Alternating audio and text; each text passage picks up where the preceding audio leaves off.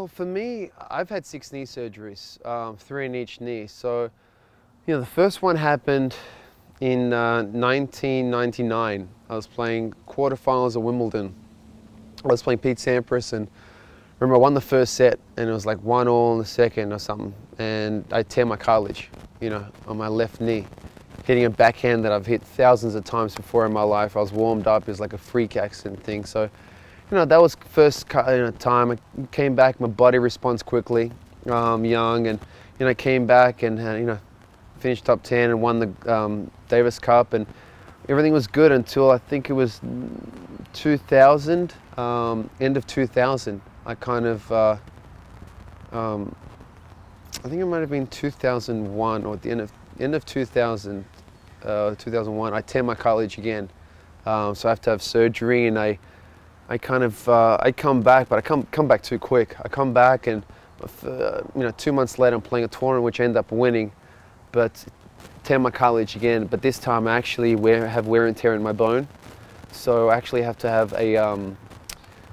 The first 2 were lateral meniscal tears, and the third one was a microfracture surgery, which they had to drill a hole, in my bone to make it bleed. So at that stage, I said I'll never play professional tennis again. There's a couple of doctors. Well, my doctor was, Dr. Harlem Selznick, who's actually the Miami Heat doctor.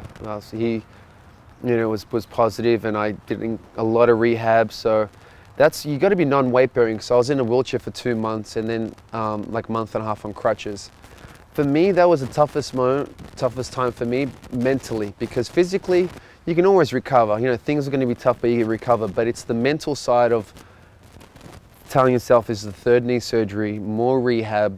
Then I'm a very active person. I kind of, I would go snowboarding and wakeboarding and ride motorbikes and go skydiving. And so for me to be in a wheelchair and just sitting there, and I got depressed. It was really depressing. So it was just trying to fight that depression and every day. And I remember I was living in Miami. It was tough. It was really tough. So the thing what I love and respect about my dad, he's always thinking of ways to help me or make me happy or improve myself. So I woke up and he had sawn off the arm rest of the wheelchair, and he goes, okay, today we're going on the court.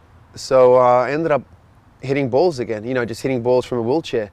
And I remember I just felt happier going out in the court, and it felt good to hit balls. And we would just start training when I was in a wheelchair again, and then you got a Tai Chi master to come at the house, and I was doing Tai Chi when I was in the wheelchair. And just, that was the toughest time, because, number one, they said I'll never play professional tennis again. But the great thing is I'm a stubborn person. So when someone tells me I can't do anything, I'm going to do it more, don't jump off that roof. I'm going to find a higher roof or something.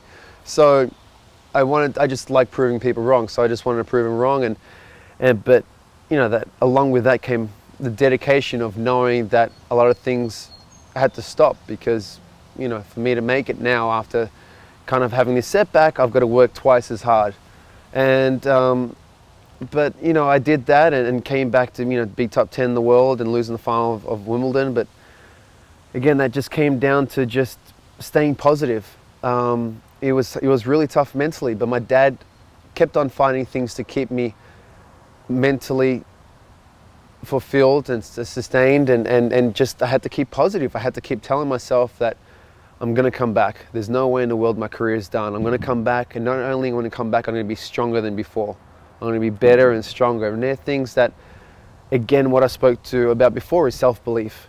And it just, we all know how powerful the mind is. The mind can make you do incredible things, but it can also make you sick too. I just hung in there and kept, keep thinking positive thoughts, surround myself with positive people, and but worked extremely hard to come back. So they were definitely the toughest, the times in my life and my tennis career where I really got,